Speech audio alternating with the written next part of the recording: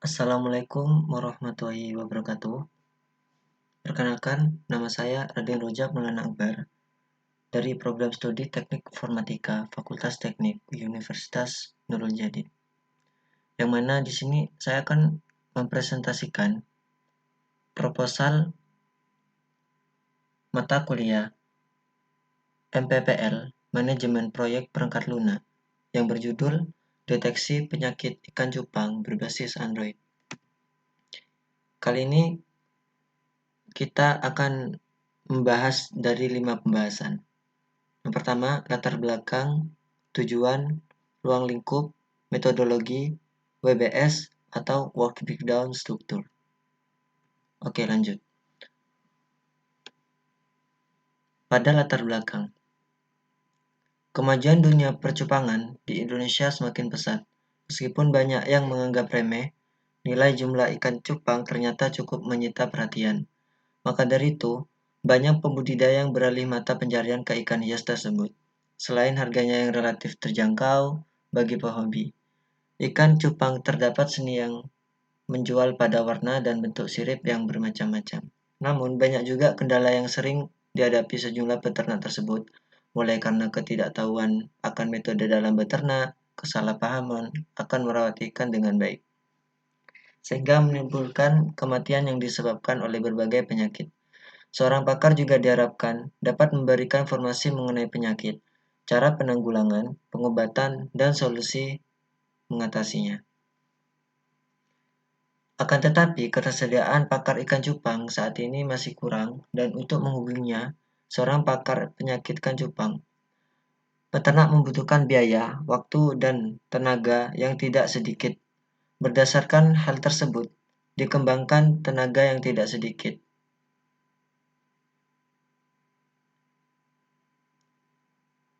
Berdasarkan hal tersebut, dikembangkan suatu sistem aplikasi yang sudah dirancang ini tentang penyakit ikan cupang, sehingga dapat memberikan solusi untuk menanggulangi penyakit ikan cupang. Tujuan: pada aplikasi ini dapat membantu pelanggan dalam mengatasi masalah atau kendala yang dihadapi terhadap ikan cupang, guna mempercepat dan mempermudah penjual mengetahui masalah yang rentan pada penyakit ikan cupang yang sering kali timbul.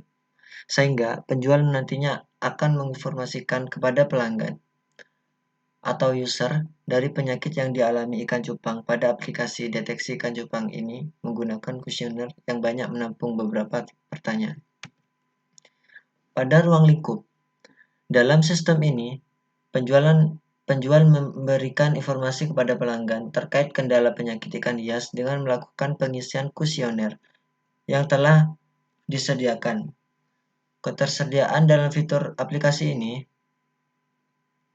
juga memuat untuk melakukan analisis atau meneliti penyakit ikan cupang oleh pelanggan, sehingga timbul ciri-ciri penyakit ikan cupang oleh pelanggan.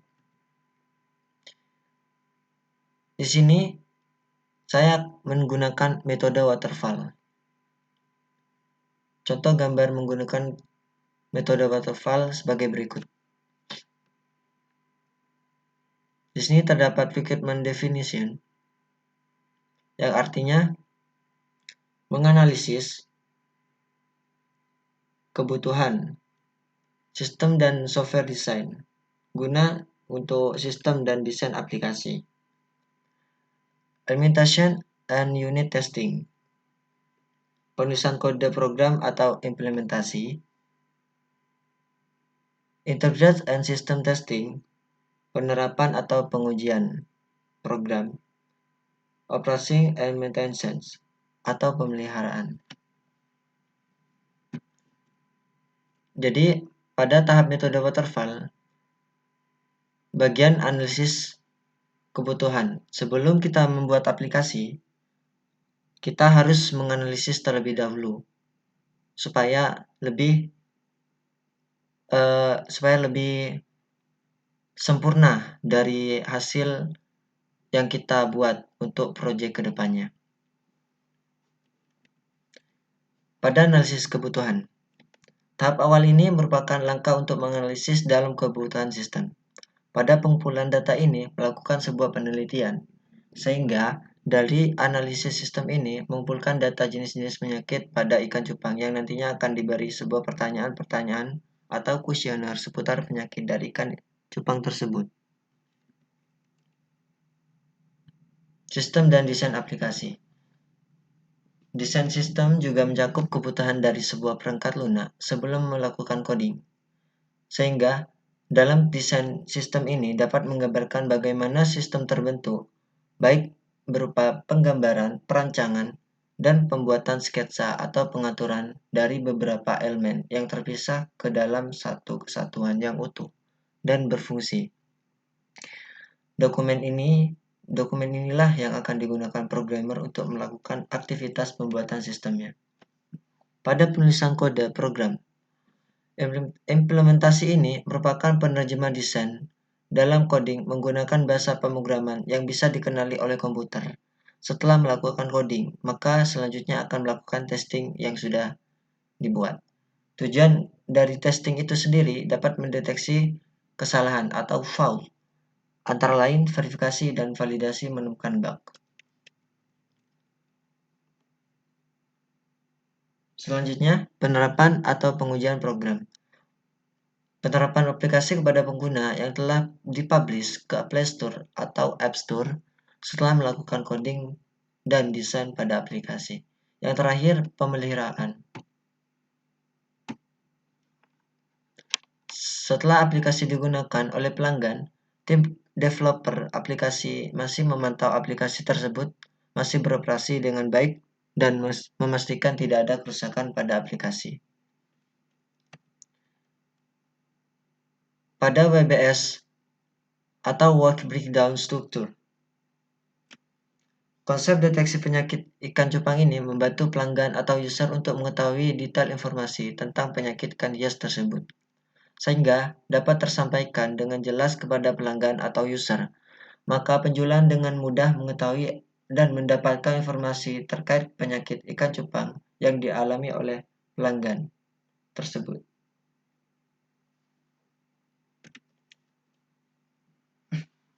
Di sini terdapat ERD proses mengisi kuesioner.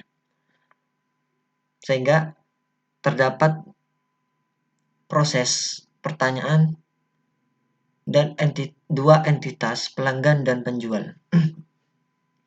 Pada entitas pelanggan terdapat 4 properti, yakni nama pelanggan, alamat, telepon, dan kode pelanggan. Pada proses pertanyaan terdapat 2 atribut, yakni kode pertanyaan dan jenis ikan. Dan pada entitas penjual terdapat nama penjual dan kode penjual. Skema relasi. Sehingga pertanyaan di sini akan mengirimkan kepada pelanggan berupa kuesioner dari penjual. Dan pelanggan akan memberitahukan kepada penjual. DFD atau DFD, data atau data flow diagram.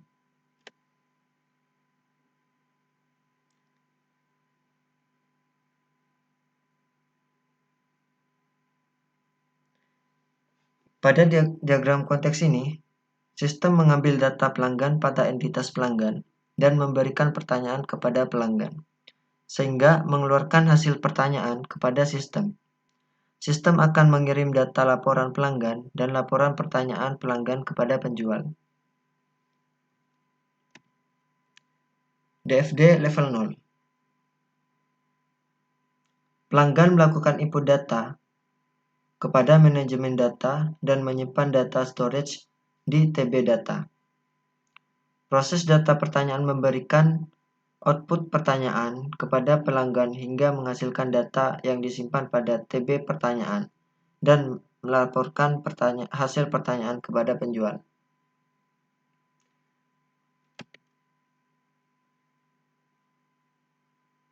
DFD level 1, pendaftaran pelanggan.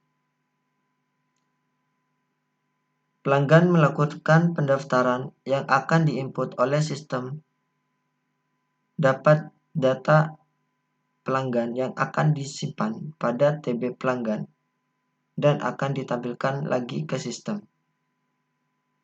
Pelanggan mengisi pertanyaan proses cetak data. Pertanyaan yang akan disimpan pada TB pertanyaan. Selanjutnya, DFD level 1, data pertanyaan. Pada proses data pertanyaan akan memberikan pertanyaan kepada pelanggan yang sudah mengisi pertanyaan yang akan menampilkan hasil dari storage TB pertanyaan yang akan menjadi laporan data kepada penjual. Ini merupakan desain interface pertanyaannya. Oke, next. Dan di sini terdapat manajemen waktu. Terima kasih. Dan saya akan memberitahukan gambaran dari alur aplikasi yang telah saya buat.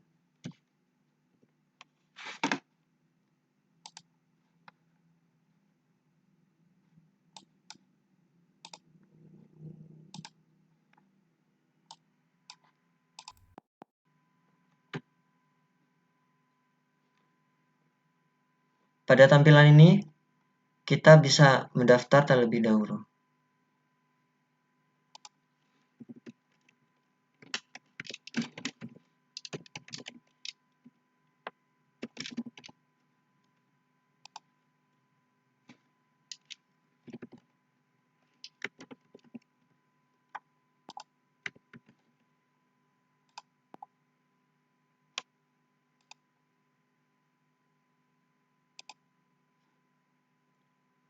Setelah mendaftar, kita akan login ke aplikasinya.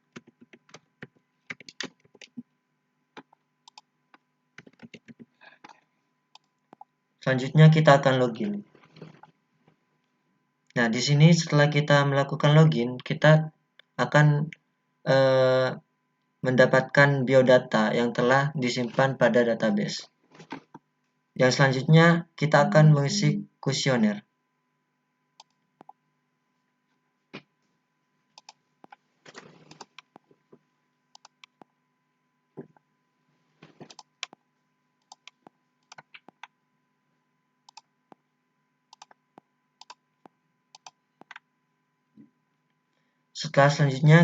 Selanjutnya, setelah kita mengisi kuesioner, kita akan mengirimkan laporan yang akan disimpan di fragmen riwayat sini, di halaman riwayat. Di sini. Kebetulan ini butuh pengembangan, jadi untuk alurnya seperti itu. Untuk codingannya seperti ini.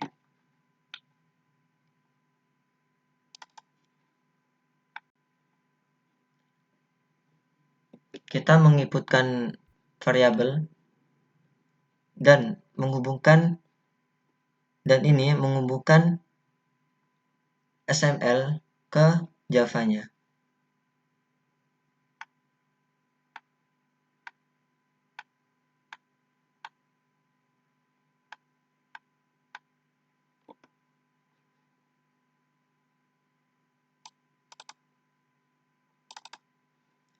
Ini home interface.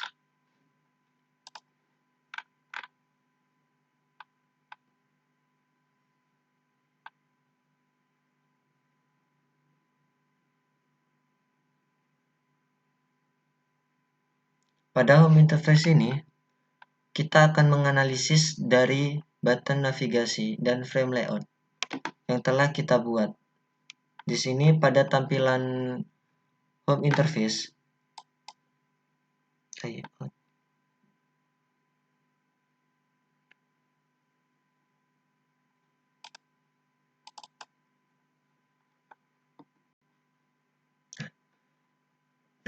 jadi saya tulis manual sehingga nantinya fragment ini akan dibungkus oleh frame layout. yang terdapat pada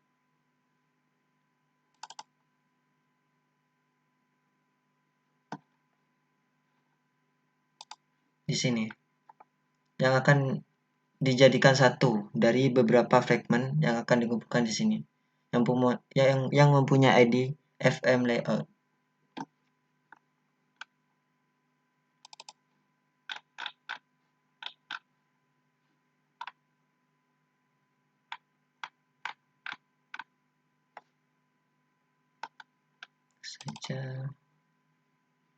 Nah, di sini terdapat fragmen ani, yakni ani question, pertanyaan.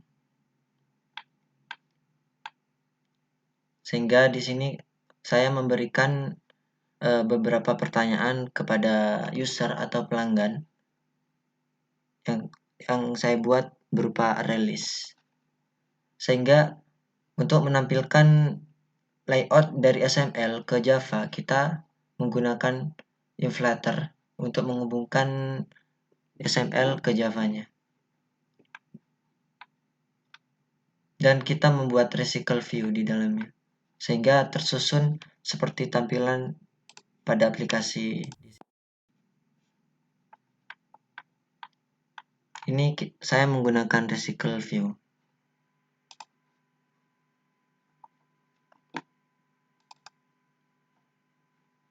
History,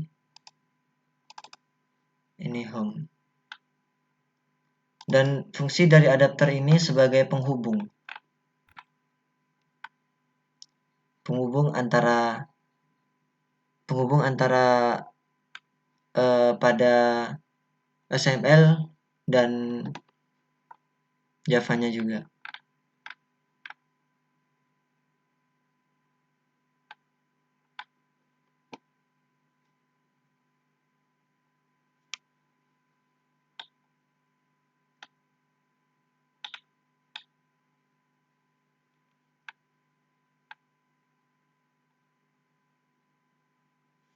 Sehingga pada set on change listener ini,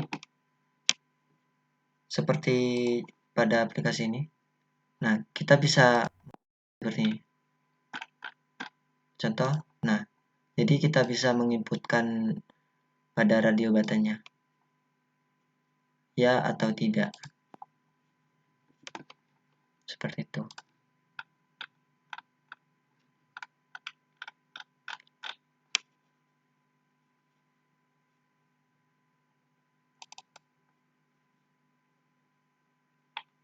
Ini pada tampilan registrasi.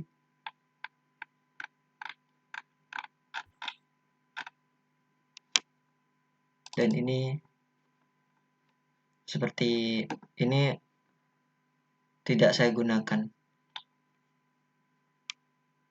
Ini sebuah pemanggilan seperti method.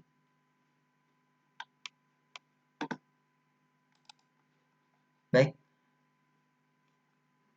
cukup sekian dari penjelasan saya. Kurang lebihnya mohon maaf apabila ada kesalah kata yang kurang berkenan.